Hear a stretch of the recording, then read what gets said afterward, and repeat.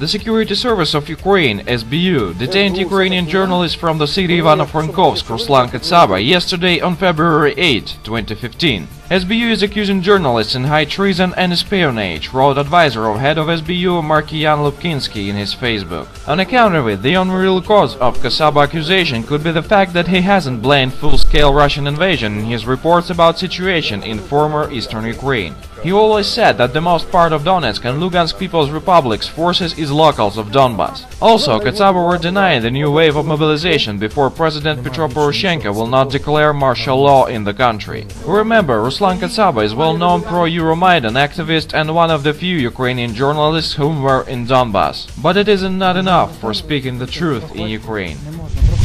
Later, Minister of Defense of Ukraine has published photos of documents of Russian troops whom was killed in Ukraine. And there are no Russian military IDs but is Ukrainian passport in the photos. According to Ukrainian Ministry of Defense, Ukrainian passport is the proof of Russian invasion. Are they joking? Also, Russian civilian passport and Donetsk People's Republic military IDs were showed. Poroshenko was right in Munich when he didn't show content of unbreakable proof of Russian invasion that he was showing.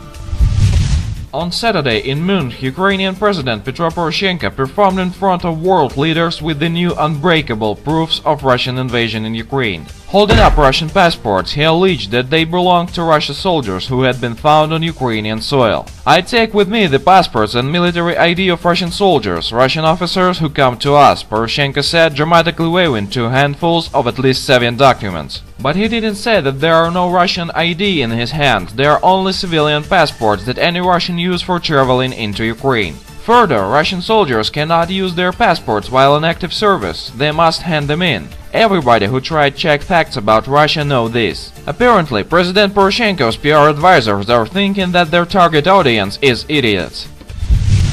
In fact, we have already seen same thing earlier. On February 5th, 2003, US Secretary of State Colin Powell made his Iraq presentation at the United Nations. US representative showed test tube with unbreakable proof of Iraq weapons of mass destruction and performed affecting speech. On March 20, 2003, US led coalition invaded Iraq. It looks like Poroshenko Munich speak, isn't it? It's easy question. It isn't new that PR and political advisors of Petro Poroshenko are from US, so copying US strategy is natural move for so-called leader of independent Ukraine. Remember, the official self-described foreign policy doctrine of US administration is "don't do stupid shit."